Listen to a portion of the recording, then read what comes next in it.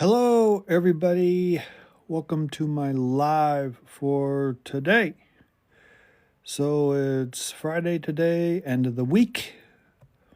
I hope everybody has had a good week and ready for the weekend. So, what's the live going to be on today? Well, I thought I would talk about the 212H waivers, essentially when they're needed, and then, if it's denied, going up to the BIA or the Board of Immigration Appeals and some rulings and so forth, because waivers are a big part of immigration law. So I'll go through that, and then what you can do, anyone who has any immigration questions, either on, the subject I'm talking about or anything regarding immigration, go ahead and ask your questions. I will scroll back once I'm done with my 212H waiver and BIA talk, and I'll answer them. Of course, if it doesn't have anything to do with immigration, well, then I'm not going to be able to answer it. And then, I'll stop the live after. Okay? So if you ask now, don't worry, I'll get to you. But it'll be after my spiel on 212H. Okay? So, first of all, what is 212H? Okay, you probably heard that. Anyone who's been, had any brush with the law and immigration probably has heard that. So the 212H waiver is where you're inadmissible because of a crime. But bottom line, you can't come here because of something you did in the past that immigration says, we don't want you to come in. Okay, so what the waiver does is it essentially says, sorry about the crime, sorry for what I did, but I want in. So for all these reasons, forget about it and let me in. Okay, now obviously the way you prepare it and what needs to go into it and whether it gets approved or not is a whole different story. But that's how you essentially know to do the BIA, the 212H waiver. Now the question is, when you do the 212H waiver, it may get denied. Okay, that's a fact. That happens sometimes. So if it gets denied, then what will happen is you will think whether or not you want to appeal it. And then it will be appealed to the BIA or the Board of Immigration Appeals. And from there, you will put all the arguments in on why the denial was incorrect. Okay? Now, you'll read all over the place that immigration has the right to deny things on discretionary bases, and that's not appealable. Okay? But that doesn't mean there's not a lot of appealable grounds as to why it might have been denied. Abuse of discretion, they didn't consider the facts, an incorrect interpretation of the law, all kinds of reasons. So that's why you want to keep it open, and that's why the BIA exists in the first place. You know that, right? I mean, if there was no appellate agency for negative decisions that immigration judges or immigration officials made, then one of two things. You're either saying that the immigration judge or immigration official is perfect and they're never going to make a wrong decision, or you're saying whatever decision they make, it's irrelevant no matter how bad they make it, and you can't do anything about it. And that's not the case. You can go to immigration, to BIA, to appeal a bad decision, okay, or one that you feel should be given the opposite or, amended in some manner, okay? So with the BIA, when you send the appeal of a denied 212H, one of three things are going to happen. They'll either agree with you and they will reverse the decision of the immigration judge. They will deny you and they'll say, nope, you're out of the ballpark, buddy. Goodbye. Or they will remand it down with special instructions, okay? And that all depends on the reason for the remand and why they think it should be changed. Now, in the past, There's been decisions at the BIA very favorable to immigrants. For example, if you, under certain circumstances, even if you're an aggravated felon, you're able to apply for a 212H waiver. Okay, even as an aggravated felon. So, you would need to ask me what type of situations occur where you can apply for a 212H waiver even though you're an aggravated felon and normally they don't qualify for 212H waivers. Okay. And I mean, I'm not being ambiguous here, but there's lots of different roads and alleys to get to that point. So I'll be happy to answer those. Okay. So that's the bottom line. So 212H waivers, very, very popular, very important. You got to put, thank you. You got to put it together very carefully so that there's a great chance of success. Don't minimize the importance of a 212H waiver, because unless that's granted, you are not going to get the door open to come in to immigration. Okay?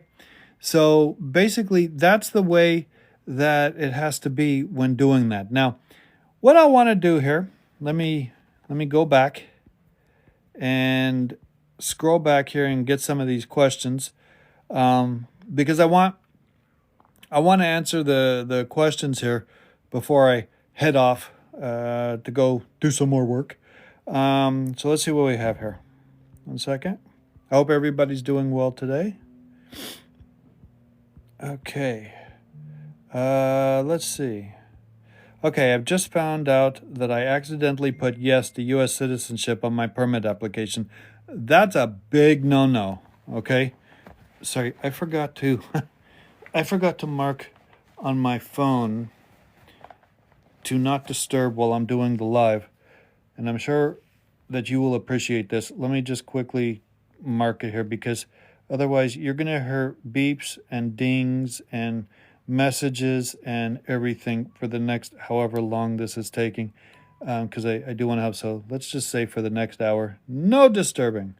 Okay, there we go. See, isn't that better? Okay, so when you claim to be a U.S. citizen, which is what happens when you accidentally put yes to U.S. citizenship on a permit application, there's no waiver for that. It's fraud, and it's a deportable offense. And the first thing immigration is going to think is that you're lying when you say that you accidentally put yes on the permit application. So first, I would need to know, what permit application are you talking about? I mean, is it a work permit application? Is it a permit application for something else? Are you obtaining, or did you obtain immigration benefits from putting yes to being a U.S. citizen? If the answer to that is you did, then you're not going to be in a real good position to make them believe that you accidentally put it. How could you accidentally? What was beside it? What did you gain from it? Okay, so I would need to have more facts, but it's very, very important that this is handled properly, because you understand, immigration doesn't believe a thing. They think for sure that you claim to be a U.S. citizen, and you're lying up and down when you say you accidentally put it, okay? And it could make you permanently inadmissible and all kinds of other bad stuff. So contact me and I'll get some more facts, see how I can help you. My husband applied for advance parole. He needs to travel with me due to our son's disability. Well, I mean, that's all good, but I need to know what his current status is. Obviously, he has a either status or no status that wouldn't permit him to normally travel. So the issue then is, what is his current status? How old is your son? What type of disability? Why is it that he needs the son to travel with him also? Where is it that you're going? Is it vacation? Is it medical? And I need to know what your husband might be inadmissible on as it stands right now. Is he permanently inadmissible? Is he inadmissible because of the unlawful presence bar? So I need to have more facts. So it's doable. But what also comes to mind is, if you're going to do advanced parole, maybe there's a way you can also do residency. So if your husband doesn't have the green card, maybe there's a way that I can give you a nice consultation to let you know what might be able to be done to get him the green card. Okay? Sometimes people don't realize there's a lot of different ways of getting it, and they go year after year hoping for the best but not doing anything. So a nice little consultation with me might change that. Okay? I contacted them to correct the error, and they said they can't, but they gave me a form that I tried. That doesn't change anything. Okay, this is going back to the claiming to be a U.S. citizen. That's like going into a 7-Eleven, putting a candy bar in your pocket, walking out the store, and then later calling them and go, oops, I accidentally stole the candy bar. Okay, I mean, I'm just saying that you're attempting to contact them and giving you a form and whatever doesn't by itself correct the situation. Okay, again, they're going to think that somehow you found out at this point that claiming to be a U.S. citizen is a really, really bad thing, and you're trying to correct what happened by claiming you didn't do it on purpose. I'm not saying that's the case, but if I were you, I wouldn't try handling this yourself. You're in deep water as it is. I mean, that's the fact. Okay, this is not something to play around with here. Claiming to be a U.S. citizen is a very difficult thing to get around. And if you do things, which you likely will if you do it on your own, that get you in deeper water, which you likely will, it makes it harder for people like me to help you. Because not only do we need to help you with the original marking that you did, but now we got to help you with the other stuff that maybe contradicts or makes your case worse. Okay? Just telling you. Okay? Okay, you applied in May and you're traveling in January. What should we do? Well, again, this also is a follow-up to the prior question about the advanced parole. I mean, again, it depends. It depends what the situation is as to whether your husband would qualify for advanced parole. Let's say there's no issues and he does qualify. Okay, let's say there's no issues. Let's say you petitioned him for an adjustment and you don't want to abandon the adjustment and you need to have it before. So if that's the case, you could make an expedite request to do the advanced parole, okay?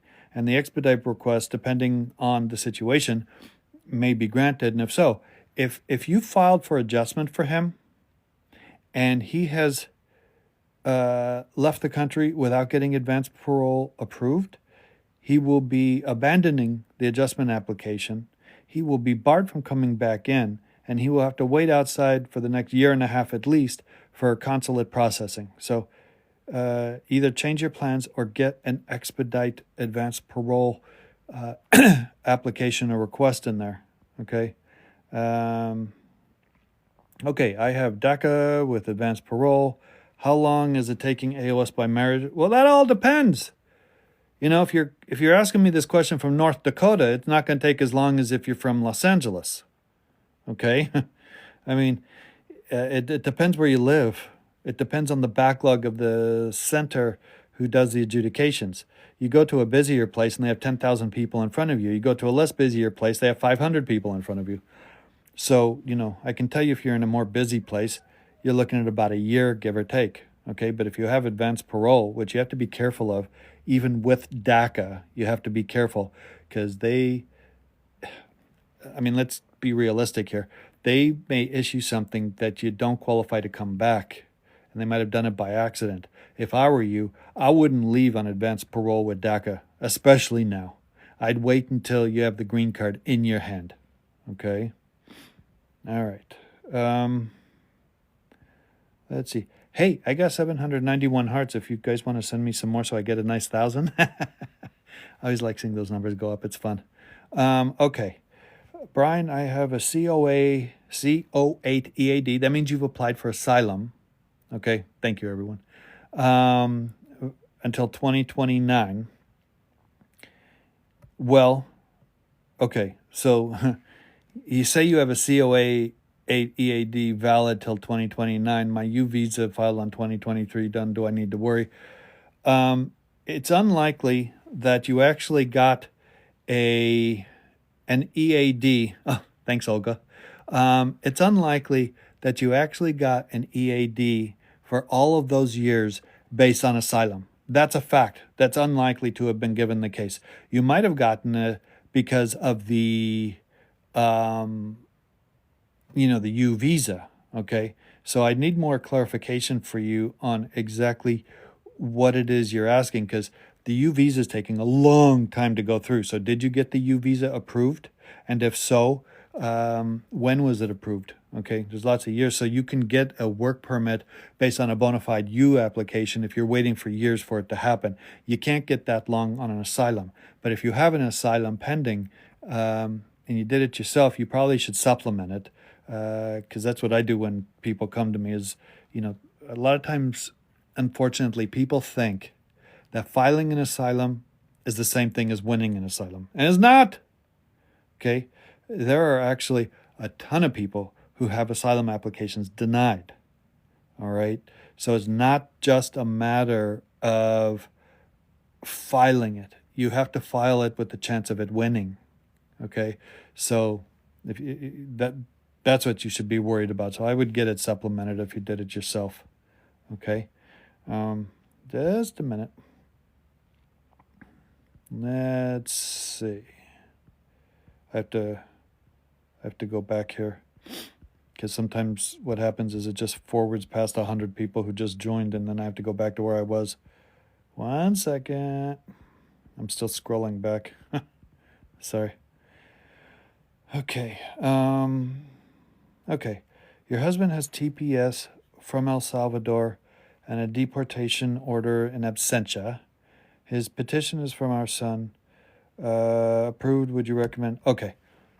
These are follow-up questions from the advanced parole. I would absolutely, positively, 100,000% not have him leave on an advanced parole with a deportation order in absentia.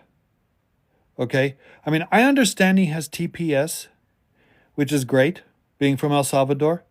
But why would you worry so much about the advanced parole? What you're doing, okay, let me tell you what you're doing. He's on TPS, and you're saying, okay, let me just get advanced parole because he's on TPS and he'll be able to come back, no problemo, okay? But he has a deportation order in absentia, okay?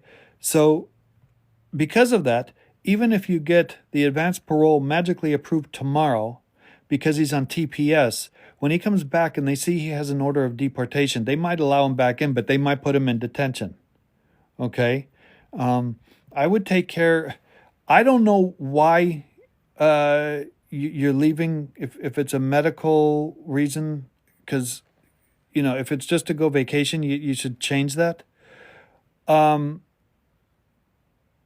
What do I recommend for him to get the green card? Well, first things first. You understand he's got TPS from El Salvador because they got all kinds of problems over there. So the first thing I need to know is, why did he get the order of removal in absentia? Why didn't he go to his hearing? Was he afraid? Did they forget to put the date? Did they forget to put the time? Did he have a flat tire on his car? Was someone, trying to mug him at the time? Whatever it was. If he didn't have notice of the exact date before the removal hearing, then we need to do a motion to reopen the in absentia hearing, okay? Try to get that off his record. Now, I need to know how he entered the country.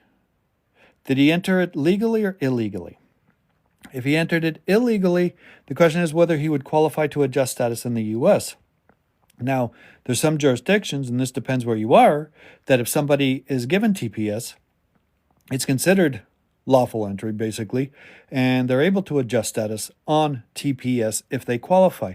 You understand he can't adjust status right now because he has an order of removal. So you need to make a motion to reopen the in absentia hearing and there file the adjustment application. You need to get the I-130 going. That needs to go to USCIS because immigration court has no jurisdiction over an I-130, and then he can try to adjust status. If he does not qualify to adjust status in the case, you still should get the deportation order vacated so he's not barred from coming back in under there.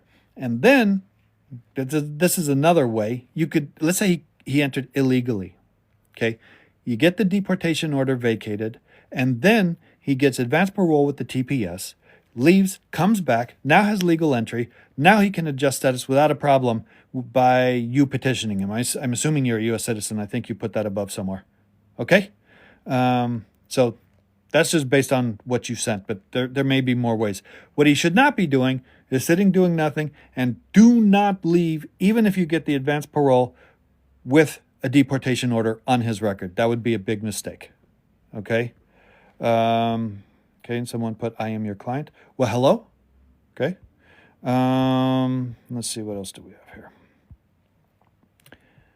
Okay. Thank you, Olga. You got the #1 gifter badge. Thank you. Okay. Enter 212H waiver, crime of moral turpitude 6 years ago. Okay, I'm not sure I understand the question. I'm not sure what the enter at the front of your question is.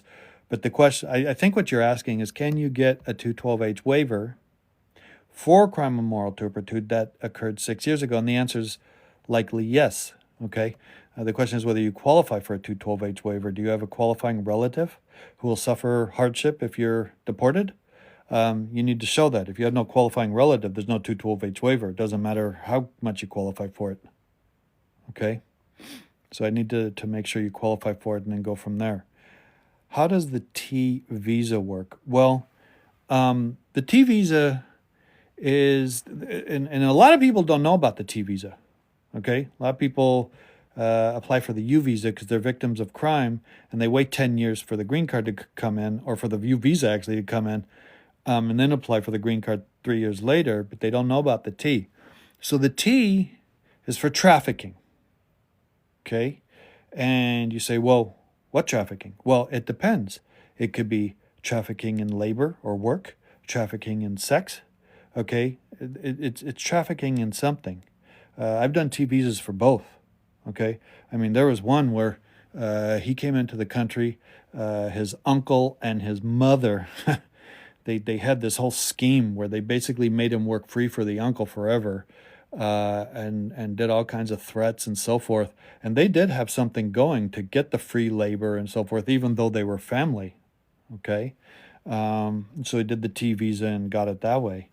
And there's no need for certification, unlike the U. There's no backlog on the T. And there's, I believe, 500 Ts allowed per year, and those don't even get used because nobody knows about it.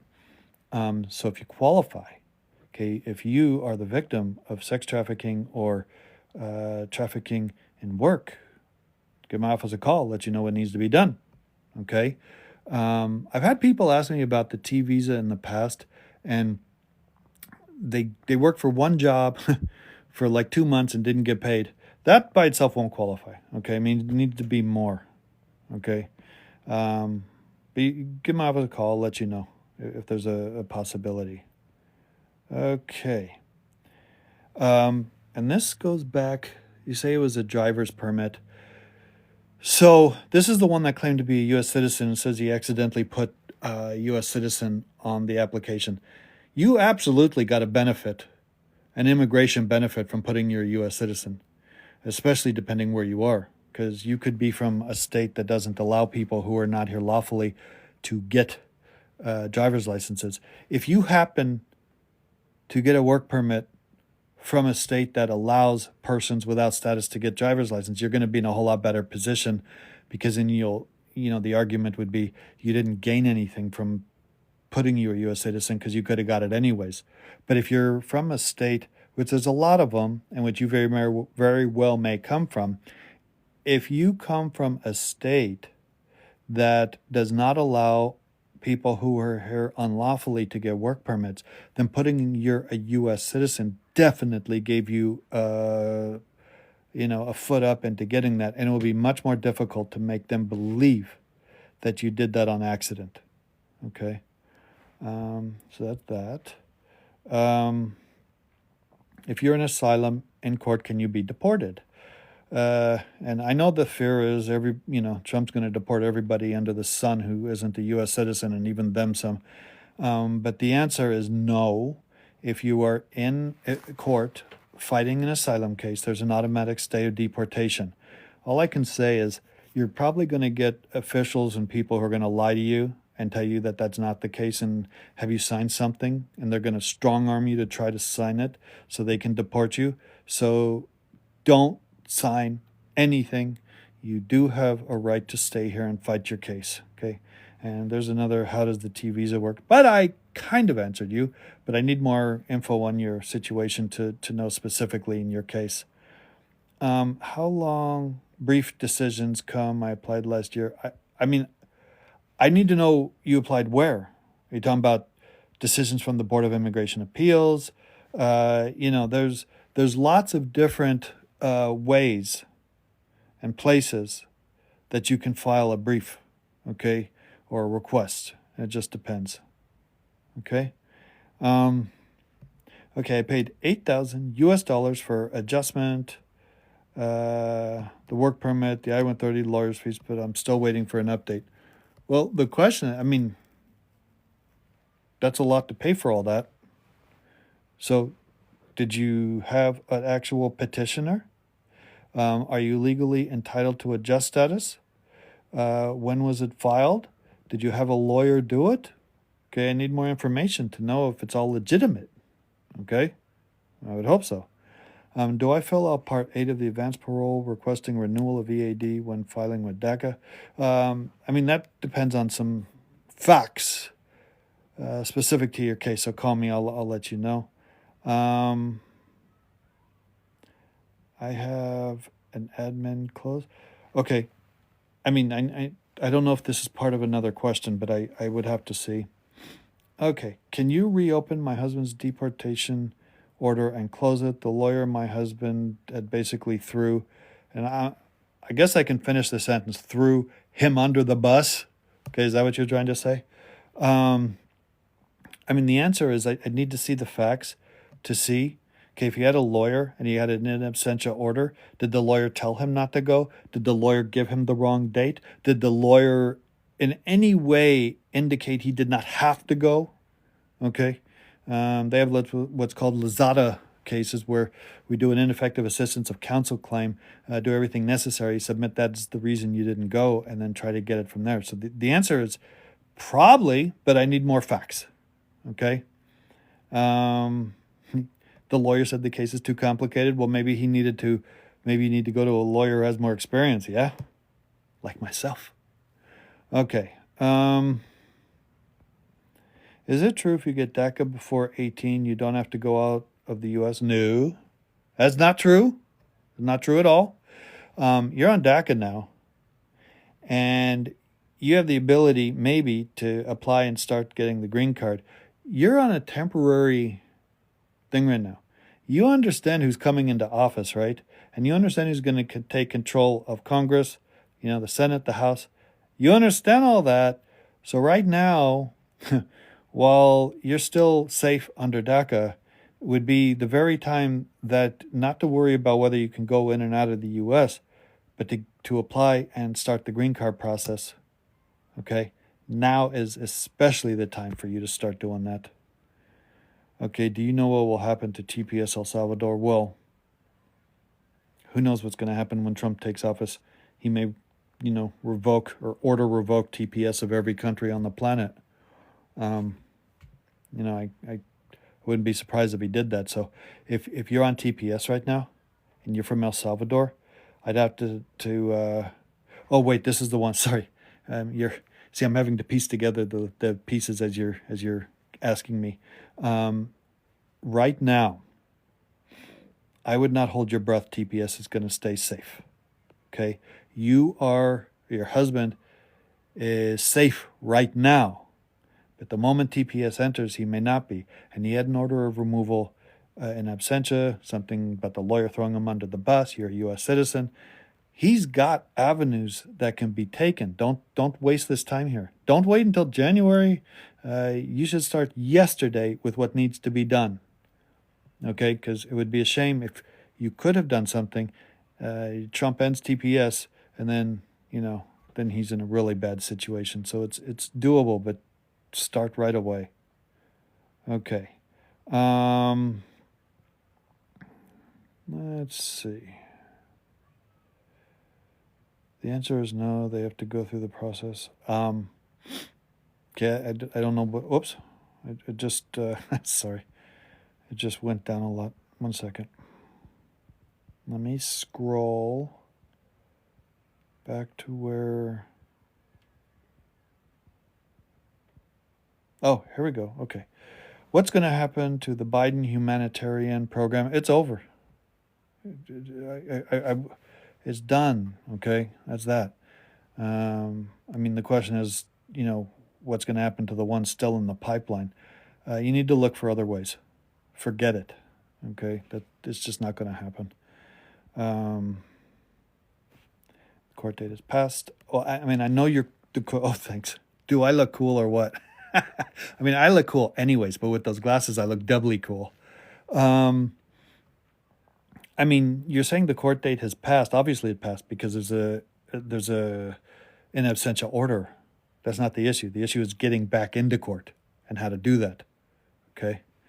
I have an I-130 approved. How long does it take the BIA to for a motion to reopen? Well, first of all, it depends if you qualify. The fact you have an I-130 approved doesn't by itself mean that you qualify. Let's say you have an I-130 from your sister.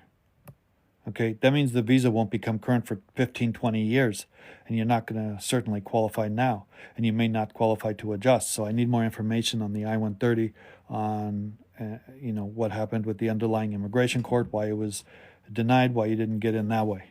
Okay, very factually specific. Okay, how much is an AOS? Well, that depends. Okay, before I would ever quote costs, I need to make sure you qualify. So I need to give you a consultation. I have some people who shop around and they'll say something like this. They'll go, how much is adjustment? All I want to know is the price. I go, well, I can't just tell you that. I need to make sure you qualify. I'm not going to quote something unless I qualify. Unless, I'm sure you qualify. And then even if you qualify to adjust, it might not be a straight AOS. You might need a waiver. Okay, I need to see if there's any inadmissibility issues and so forth. It all depends. Okay. Okay, I have been here 30 years. My mom's a citizen, child's a citizen. Okay, everybody's a citizen except you. Well, again, there might be something that can be done. I need to see if maybe you qualify for derivative citizenship. Maybe you do qualify for residency, but need to get the petition moving forward. Maybe you qualify as a dependent on some basis. So it depends, okay?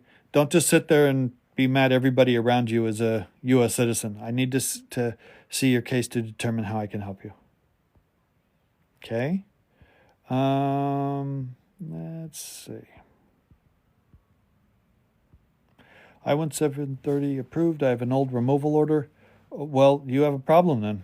You need to get the old removal order terminated. So you need to make a motion to reopen to get it. Now, I don't know if you're inside or outside the country right now. That will depend. But you can't just move forward with the I-1730 approval, which basically that's a dependent asylum application, and pretend like you never had an old removal order. They will certainly find out. So you can't ignore it. It has to be taken care of. Okay? All right. Is parole in place moving forward under the I-131F? Well, the answer is no, if you're talking about under Biden. It doesn't mean that there's still, the parole in place based on, for example, adjustment through someone who's in the U.S. military. Okay, you can do a parole in place in that respect. So we're not really talking too much more about what's happening with the Biden parole in place, because that's kind of dead right now. Okay, and it's not going to get better, that's for sure. All right. Your wife's been granted prosecutorial discretion. Where they're in process of I-130. She's safe. I'd want to know why she was granted prosecutorial discretion in the first place. Okay.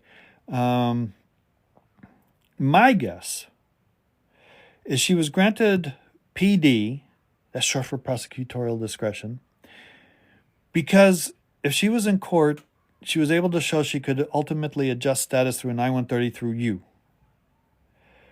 So if that's the case, why did you file just the I-130? You should have filed the I-130, 485, the whole adjustment application. You should not just file the I-130.